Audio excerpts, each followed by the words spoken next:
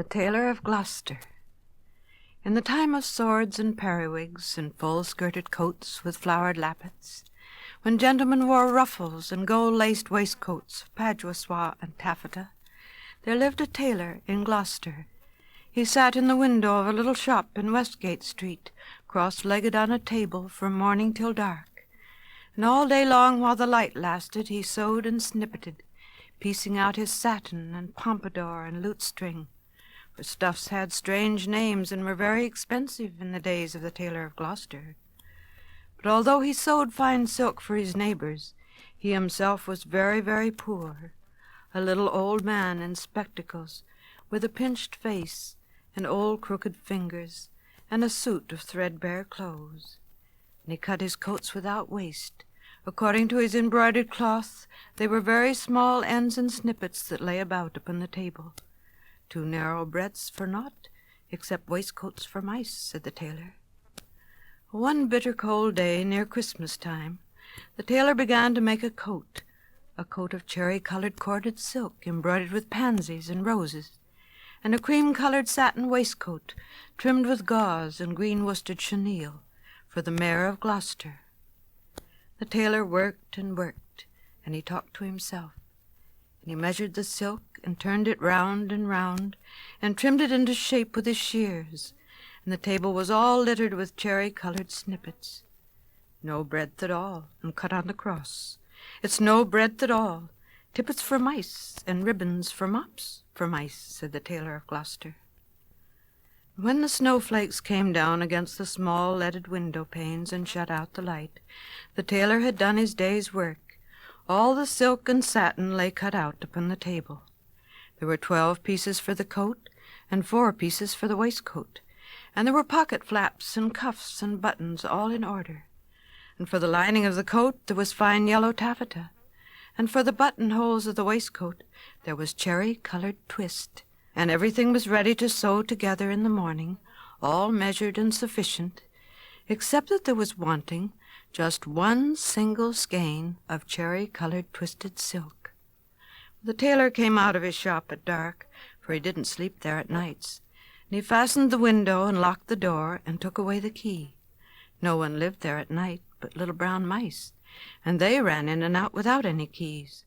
For behind the wooden waistcoats of all the old houses in Gloucester there are little mouse staircases and secret trap-doors, and the mice run from house to house through those long, narrow passages, and they can run all over the town without going into the streets.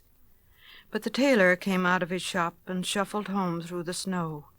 He lived quite nearby in College Court, next the doorway to College Green, and although it was not a big house, the tailor was so poor he rented only the kitchen. And he lived alone with his cat. It was called Simpkin. Now all day long, while the tailor was out at work, Simpkin kept house by himself. And he also was fond of the mice, though he gave them no satin for coats. "Meow," said the cat when the tailor opened the door. "Meow." And the tailor replied, "Simpkin, we shall make our fortune, but I'm worn to a ravelling.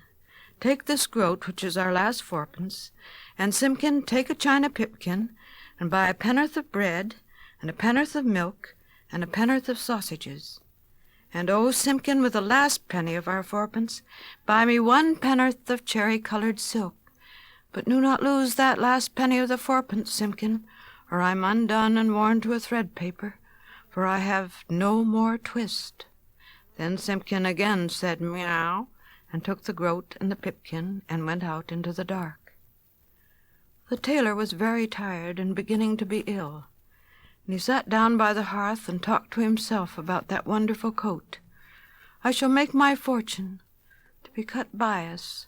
The Mayor of Gloucester is to be married on Christmas Day in the morning, and he hath ordered a coat and an embroidered waistcoat to be lined with yellow taffeta, and the taffeta sufficeth, and there is no more left over in snippets than will serve to make tippets for mice."